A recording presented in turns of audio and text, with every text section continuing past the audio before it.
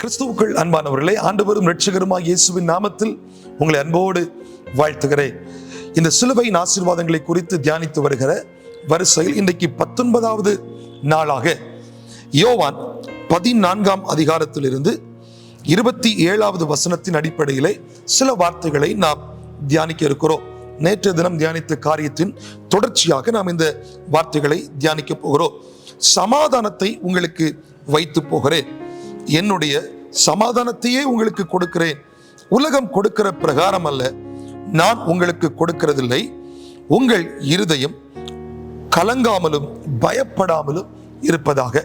உலகம் கொடுக்கிற பிரகாரம் நான் உங்களுக்கு கொடுக்கிறதில்லை. உங்கள் இருதயம் கலங்காமலும் பயப்படாமலும் இருப்பதாக. சிலுவையிலே மரித்து ரத்தம் சிந்தின ஆண்டவர் பரமேறி சொல்லும் பொழுது பரிசுத்த ஆவியை நமக்கு தந்தார். அதன் பிறகு சொன்ன வார்த்தை, சமாதானத்தை உங்களுக்கு நான் வைத்து போகிறேன்.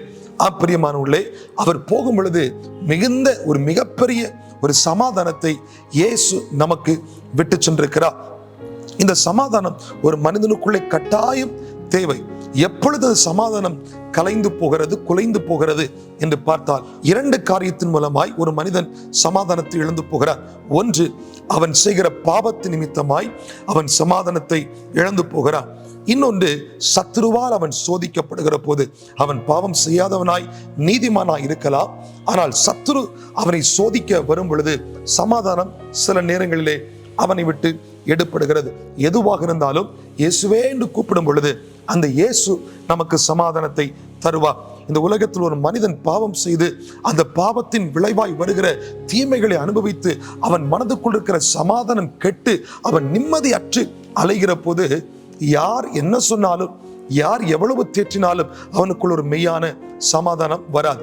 அந்த மெய்யான சமாதானத்தை இயேசுதான் கொடுக்க வேண்டும். அந்த இயேசுவை நோக்கி, இயேசுவே நான் பாவம் செய்து விட்டேன், சமாதானத்தை என்னுடைய வாழ்விலே மறுபடியுமாய் தாரும் என்று அவன் கேட்கும் பொழுது உலகம் கொடுக்கிற பிரகாரம் அல்ல, அவர் தெய்வீக சமாதானத்தை கொடுக்கிறார். அந்த பாவ மன்னிப்பின் மூலமாய் வருகிற சமாதானத்தை கொடுக்கிறார். அது அவனுக்குள்ளே வரும் பொழுது அவனுக்குள் இருக்கிற பாரமெல்லாம் மாறி போகும், அவனுக்குள் இருக்கிற கஷ்டங்கள் எல்லாம் மாறி போகும். அதுதான் உலகம் கொடுக்கிறது போல அல்ல, நான் என்னுடைய சமாதானத்தை தருகிறேன். இரண்டாவதாக, ஒரு மனிதன் நீதிமானாய் இருந்த போதிலும் இருக்கிற போதிலும் சத்துரு அவனை சோதிக்க வருவான். பாருங்கள், யோபுவை சாத்தான் சோதிக்க வந்தது போல, அந்த நீதிமானை சோதிக்க வந்தது போல நம்மையும் சத்துரு பல விதங்களிலே சோதிக்க வருவான். சத்துருடைய சோதனைகள் பெருகி வரும் பொழுது நமக்குள் இருக்கிற சமாதானம் நம்மை விட்டு போய்விடுகிற சூழ்நிலைகள் சில நேரங்களிலே வருகிறது. அந்த நேரத்திலும் கூட, இயேசுவே நான் உம்மை நம்பி இருக்கிறேன், உம்மை சார்ந்து வாழ்கிறேன், என் வாழ்வில் இவ்வளவு கஷ்டங்கள், போராட்டங்கள், வேதனைகள் இருக்கிறது, என்னை விட்டு அவைகளை மாற்றி போடும் என்று நாம் ஜெபிக்கும் பொழுது எந்த மனிதர்களும் கொடாத, எந்த மனிதர்களால் தர முடியாத மிகப்பெரிய சமாதானத்தை அந்த தெய்வம் இயேசு நமக்கு தருவார். ஆகையால் உங்கள் இருதயம் கலங்காதிருக்கட்டும், உங்கள் இருதயம் பயப்படாதிருக்கட்டும். சமாதானம் இல்லாமல் இருக்கிறீர்களா? மிகவும் கஷ்டத்தோடு, வேதனைகளோடு, கண்ணீரின் அனுபவத்தோடு வாழ்ந்து கொண்டிருக்கிறீர்களா? இயேசுவேன்னு கூப்பிட்டு பாருங்க. அந்த இயேசு உங்களுக்கு உலகம் கொடாத சமாதானத்தை தருவார். நீங்கள் எதை குறித்தும் கலங்காதிருங்கள். உங்கள் இருதயத்தில் இருக்கிற எல்லா கவலைகளையும் மாற்றி போடுங்கள்.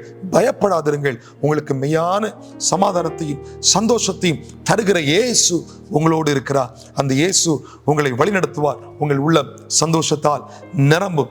பிரியமானவர்களே, கர்த்தருடைய சமாதானத்தினால் நீங்கள் நிரப்பப்படுவீர்கள். இந்த வார்த்தையின் மூலமாய் கர்த்தர் உங்களை ஆசீர்வதிப்பார். God bless you.